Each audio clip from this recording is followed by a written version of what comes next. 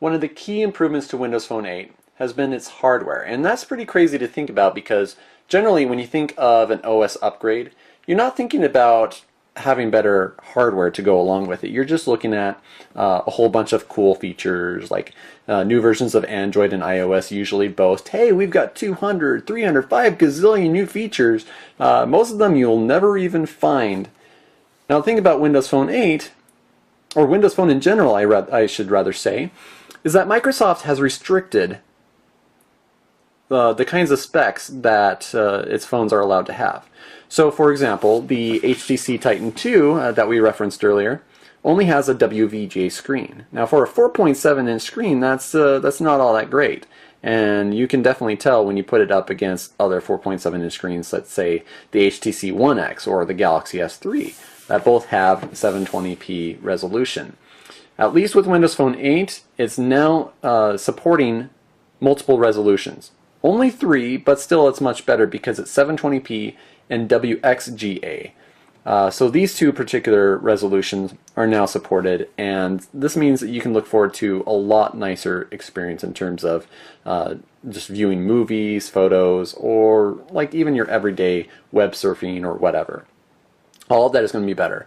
Also, it's going to be faster because you have the multiple core support.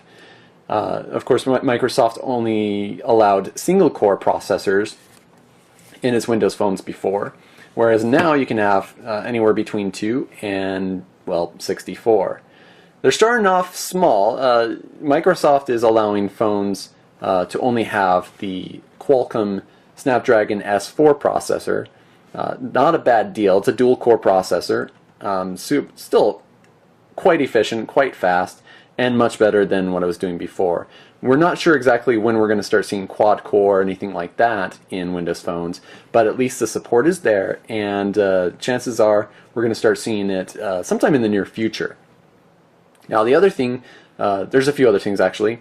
Micro SD support, the Windows Phone 8X here unfortunately doesn't have it. Must have been having to do something with just the beautiful sleek design that HTC came out with.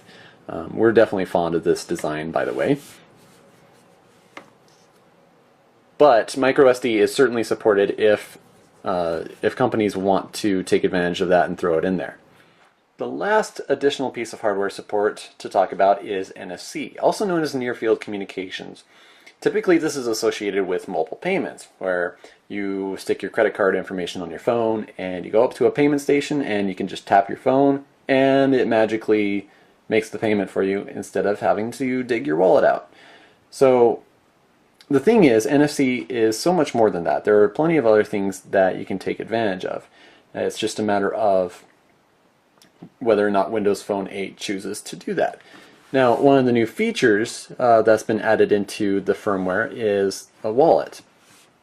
Now, it's not a very original name, of course. We've seen Google's wallet, and it's actually very similar to that in terms of the mobile payment side. But there's also some elements of iOS Passbook in there as well.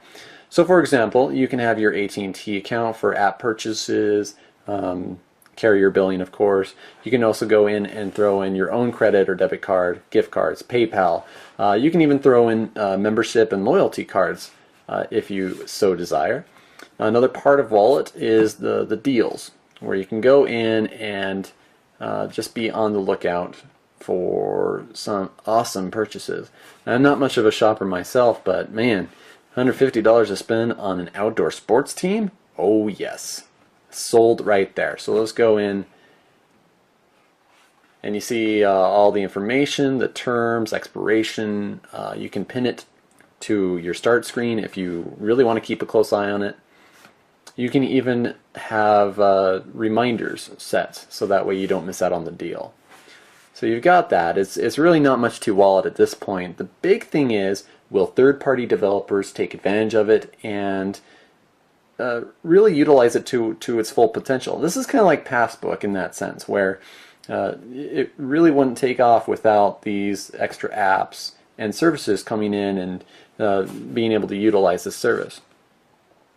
Now, another part of NFC is the sharing aspect. So whether it's pictures, music, videos, contact information, let's say we go in here And let's go into this made up phone number. I mean, it's real, call it, you'll enjoy it. You go in, share a contact. Okay, make sure you got the right information. And then it's a matter of going in, tap and send. Doesn't help when I press the wrong button. So we'll do that one more time. Tap and send. Now we're going to bring in the Galaxy S3 here because that has the NFC capabilities. And there you go. So that's just that's a few things that the NFC can take advantage of, and certainly as the technology evolves and third-party developers take advantage of it, we're going to see a lot more capabilities come out of it. So it's something definitely to look forward to. So another nice thing about Windows Phone 8 there. Of course, the thing is, Android also has NFC capability, whereas iOS does not. So there you have it. That's a brief synopsis of Windows Phone 8, some of the user interface elements, as well as some of the new features that you can look forward to. There are a lot more features, of course, added into this. There's new Nokia Maps technology built into it, into all of the Windows Phone 8 devices, which means this HTC phone is actually using Nokia mapping technology. So that's pretty interesting there. You can take advantage of the offline maps that Nokia devices have been known for a very long time. So it certainly makes it to be a nice improvement over the Bing maps that we had before. So that's of course one of the other new capabilities. You also have iTunes syncing. So if you've been using iOS for the longest of times and you're just finally thinking maybe I want to go with something else, at least now with Windows Phone 8, it's all built in. You just simply need to go and get the proper companion app on your Windows PC or your Mac. It just depends on exactly what OS you're running.